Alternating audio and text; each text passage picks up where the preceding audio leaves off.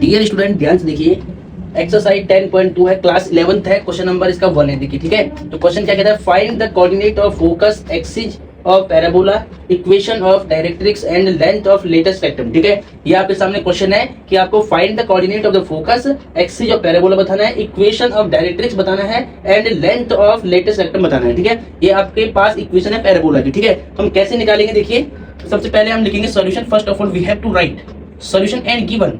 Given में आपको क्या लिखना है, इक्वेशन ऑफ पैराबोला। ठीक है, तो देखिए क्या है, y square equal to 12x। ठीक है, इसका कंपैरिजन कराओ। देखिए जब यहाँ पर y स्क्वायर है, यहाँ पर x है, जब y की पावर इवन होती है तो जो पैराबोला होता है वो पॉजिटिव x एक्सिस पे लाई करता है। ठीक है, सिमेट्रिकल होता है पॉजिटिव x एक्सिस, तो ये x होगा, ये x डैश होगा नेगेटिव, ये y नेगेटिव होता है, ये y पॉजिटिव होता है। जब y की पावर इवन होती है यानी यहाँ पर x होता है तो जो पैराबोला का इक्वेशन है वो पॉजिटिव x एक्सिस पे लाई करेगा ऐसे। ठीक है, तो इसका जो इक्वेशन है पैराबोला का y square equal to 12x है। ठीक है, तो अब देखिए यहाँ पर अब आपको क्या फाइंड करना है, आपको फाइंड करना है फोकस। तो फोकस इसका इधर राइट में होगा, यहाँ फोकस क्या होता है इसका a,0 होता था और वर्टिसिस क्या होता है 0,0 होता है ओरिजिन पर।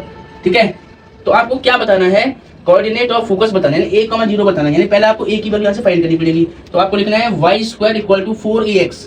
तो जो पैराबोला का स्टैंडर्ड इक्वेशन होता है वो ये होता है। ठीक है, y square equal to 4ax होता है ऑन कंपेयरिंग, यहाँ क्या लिखना है ऑन कंपेयरिंग लिख देना यहाँ पे। अब देखिए यहाँ पर कंपैरिजन से 4a इक्वल होगा किसके 12 के। इट मींस दैट यहाँ से a की वैल्यू कितनी आएगी 12/4 यानी 4 3 12, a की वैल्यू कितनी आ रही 3 आ रही। ठीक है, अब सबसे पहले आपको क्या निकालना है, आपको निकालना है कोऑर्डिनेट ऑफ फोकस निकालना। तो सबसे पहले हम क्या लिखेंगे, देयरफॉर कोऑर्डिनेट ऑफ फोकस। तो फोकस के कोऑर्डिनेट क्या होता है, जनरल फॉर्म क्या होती है a,0 में होता है, तो a की वैल्यू कितनी है 3, तो 3,0 हो जाएगा। ठीक है, इसके बाद क्या निकालना है, एक्सिस ऑफ पैराबोला। तो ये x एक्सिस पे लाई कर रहा है, तो यहाँ पे आपको लिखना है एक्सिस ऑफ पैराबोला। इसकी जो एक्सिस होगी वो क्या होगी, देखिए x एक्सिस, यहाँ केवल आपको लिखना है x एक्सिस। ठीक है, यहाँ पे क्या लिखना है x एक्सिस लिखना है केवल। अब थर्ड में क्या है, इक्वेशन ऑफ डायरेक्ट्रिक्स।